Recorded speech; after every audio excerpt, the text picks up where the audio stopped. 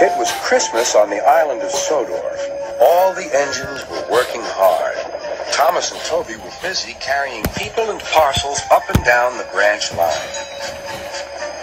Everyone was happy. Only the coaches, Annie and Clarabelle, were complaining. "It's always the same before Christmas," they groaned. "We feel so full. We feel so full." "Oh, come on," said Thomas. "Where's your festive spirit? Christmas Day is almost here."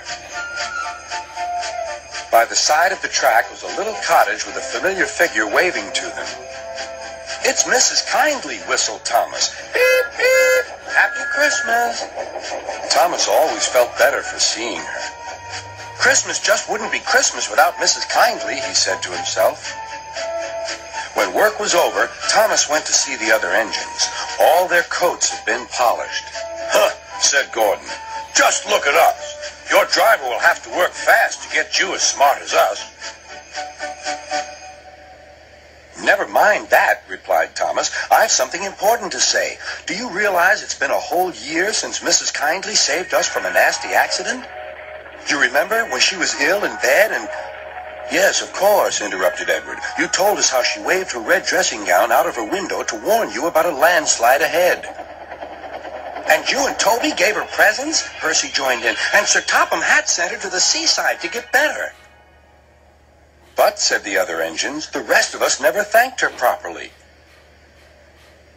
Exactly, said Thomas. So now I think we should all give her a special Christmas party. Everyone was getting very excited, and the drivers felt sure that Sir Topham Hatt would agree, as indeed he did. The engines were all busy making plans when silence fell. Sir Topham Hatt had bad news. The weather's changed badly. Mrs. Kindly is snowed up. Toby says he'll help to rescue her. You must help too, Thomas. There's no party unless you do.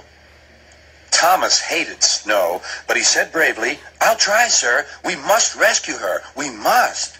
There's a good engine. You and Toby will manage splendidly.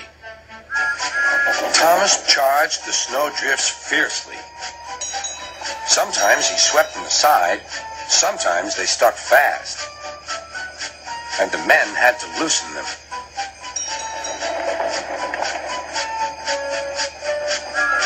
But at the cutting near the cottage, they could go no further. Look at that, exclaimed Thomas's fireman. Beep, beep, here we are. An answering wave came from an upstairs window. Then they heard a familiar sound. That's Terence, the tractor, said Thomas. He's come to help too. Sure enough, Terence had a snowplow and was working hard to clear a patch to the railroad line and safety. At long last, the rescue was complete. Percy took the tired workmen home. Terence said goodbye to Mrs. Kindly and promised to take care of her cottage as he watched them all set off. The engines made good time. No more snow had fallen, but the yard was dark. There was no one to be seen. Thomas's heart sank. Suddenly, all the lights went on. What a marvelous sight awaited Mrs. Kindly. Well done, said Sir Topham Hatt. I'm really proud of you all. Mrs. Kindly especially thanked the smaller engines. Thomas and Toby are old friends, she said. And now, Percy, you are my friend too.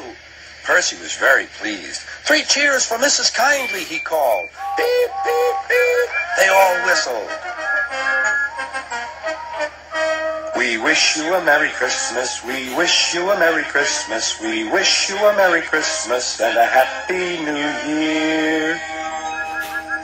Thomas the Tank Engine and his friends thought it was the best Christmas ever, and Mrs. Kindly could think of nowhere she would rather live than here, with them.